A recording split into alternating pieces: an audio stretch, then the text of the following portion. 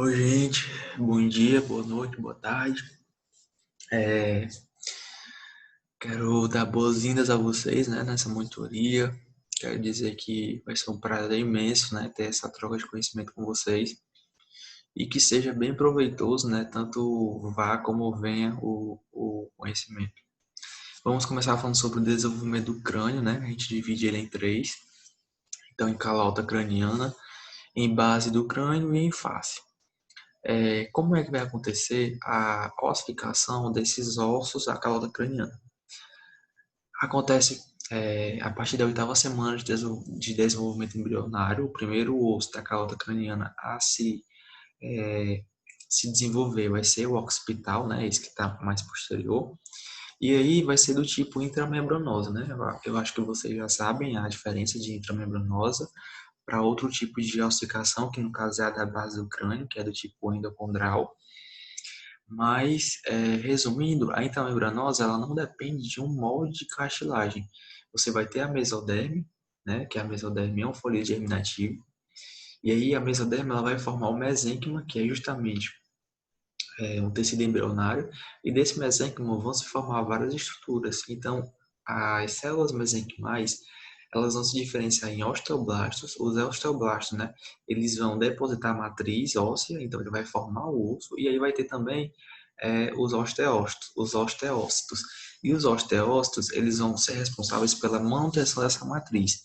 Então, isso aqui, eu acabei de explicar, é uma ossificação do tipo intramembranosa. Mas, na base do crânio não acontece isso. O que, é que vai acontecer? Um tipo de ossificação endocondral, como eu falei para vocês. Então, você precisa de um molde de cartilagem já existente. E aí, ela pode ser dividida em intersticial ou aposicional.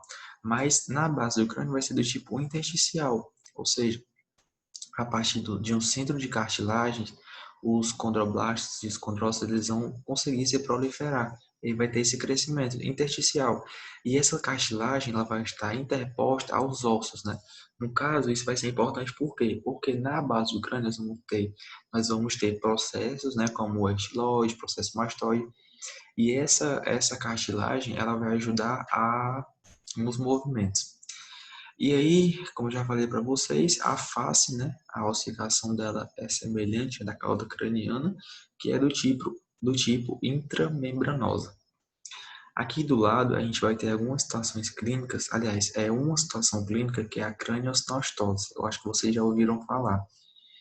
Mas se não, o que é que consiste? É a fusão precoce, né, prematura das suturas. Então, aqui no caso, foi a sutura sagital. Então, o bebê ele vai ter esse formato aqui no crânio dele. Então, aqui ele é escafocefálico, braquiocefálico, porque aqui foi a sutura coronal, aqui foi a sagital que se fechou precocemente. E aí, o que é que isso acontece? Porque houve uma falha nesse desenvolvimento do crânio, né? Mais especificamente nessa calota craniana, certo? Então essas estruturas elas se fecharam precocemente. E aí, aqui é para ilustrar melhor, a gente vai ter a região de calota craniana, região de face e região de base do crânio. E aí aqui dá para ver melhor ainda, ó. Calota craniana, né? Onde a gente vai ter o quê? Uma ossificação intramembranosa, base do crânio, a gente vai ter o crescimento intersticial da cartilagem que vai estar interposta aos ossos.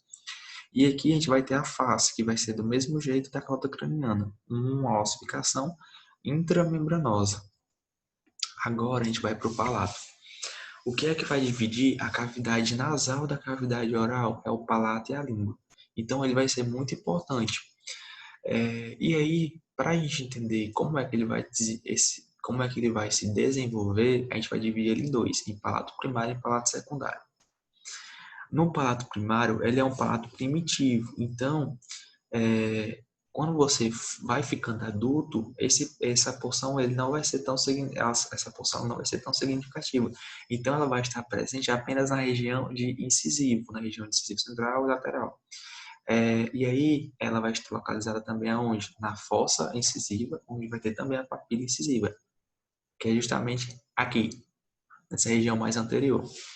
E na região mais posterior, a gente vai ter o quê? O palato secundário. Lembrando que o que é que o professor vai cobrar na prova? O palato ele é desenvolvido através de quê? De processos, né? No caso, o palato primário, como ele tem 2P, eu associo assim. Se ele tem 2P, então ele surge através de dois processos. Então, quais são os processos? Os processos, o processo frontonasal e o processo é, nasal medial. Então, são dois processos. Começa com 2P, então é palato primário. Já o palato secundário, ele não vai se formar através de dois processos. Ele vai se formar através das cristas palatinas e dos processos maxilares. Então, se vocês conseguirem relacionar assim, eu acho que fica mais fácil. Então, palato primário e palato secundário. Agora, nós vamos ter justamente as fissuras que vão acometer o palato, ou somente o lábio, ou os dois, que no caso seria uma fissura lábio-palatina. Por que isso vai ocorrer, Gabriel? Justamente são vários fatores etiológicos, né, que estão relacionados a essas fissuras, mas principalmente sofrimento vascular deficiente, o uso de álcool, de drogas ou toxinas, estresse emocional ou traumático. E aí, é por isso que a gente ressalta a importância do pré-natal, tanto convencional quanto odontológico, porque nem toda gestante sabe que um estresse emocional ou um estresse traumático ele pode interferir diretamente no desenvolvimento do palato do lábio, né? E aí também tem, por último, as infecções que podem acometer também esse desenvolvimento. São os fatores que são os fatores etiológicos principais dessas fendas, né? E aí, como é que a gente vai classificar essas fissuras? Ela pode ser unilateral, quando ela acometer somente um lábio, ou seja, somente esse ou somente esse. Ou ela pode ser bilateral, quando ela acometer tanto esse lado quanto esse lado. Então, se ela for unilateral, ela pode acometer o quê? Lábio superior e palato duro, lábio superior, palato duro e palato mole. Aqui ele já é bilateral, então vai acometer da mesma forma da unilateral. A diferença é que são duas fissuras.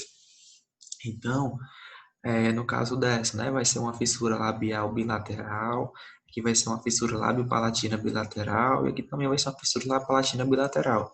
A diferença é que essa, além do palato duro, acometeu o palato mole.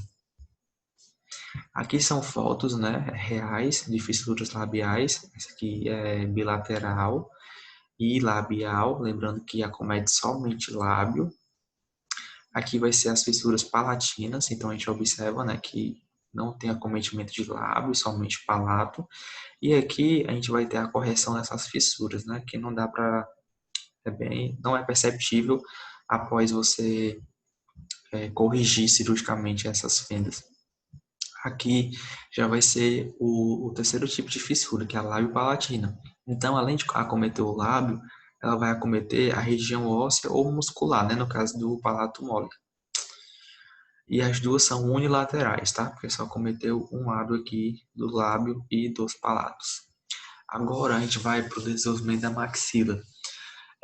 Como é que essa maxila é desenvolvida? Ela é desenvolvida a partir de um centro de ossificação. O que é isso? Como eu falei para vocês, a partir do mesênquima, células vão se diferenciar em osteoblastos. Os osteoblastos eles vão fazer o que? Depositar a matriz óssea e essa matriz óssea vai se calcificar e vai se formar, vai ser o osso, né? E os osteócitos vão fazer a manutenção. Então, a maxila ela vai ser formada, se desenvolvida a partir de um centro de ossificação, que é justamente isso. É quando essas células diferenciadas elas se direcionam para a região onde vai ser formado o osso. E aí, como a Gabi já falou, tanto os processos maxilares quanto os processos mandibulares, eles vão ser formados a partir de qual arco? A partir do primeiro arco. E aí, além da maxila, essa ossificação pode progredir para quê? Para a formação do processo frontal e também para a ossificação do palato duro. Por quê? O palato duro ele é formado pelos processos palatinos da maxila e pelos ossos palatinos. Então, consequentemente, o desenvolvimento da maxila vai interferir diretamente na formação do palato duro, porque o palato duro é formado pelos processos palatinos da maxila. E aí, por último, a gente tem a cartilagem zigomática, que ela vai surgir de acordo com que o osso zigomático ele vai, né, se desenvolvendo. Aqui nessa foto a gente consegue observar o quê? Deixa eu colocar aqui a caneta. A gente consegue observar aqui, ó, Eita. Os osteoblastos, né, são células arredondadas, bem pigmentadas, vão depositar a matriz.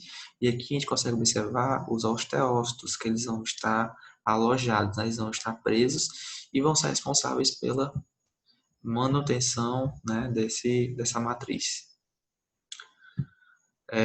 Agora, deixa eu passar aqui, nós vamos para o desenvolvimento da mandíbula. Como é que é desenvolvida essa mandíbula? A partir da sexta semana vai ter a formação da cartilagem de Merkel. Então, essa cartilagem de Merkel, ela vai ser a cartilagem que vai ser responsável pelos processos mandibulares, né?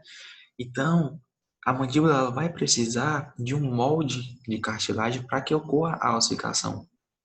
Só que aí ela vai ter dois tipos de ossificação, tanto a intramembranosa quanto a endocondral. A intramembranosa ela vai ocorrer a partir da sétima semana.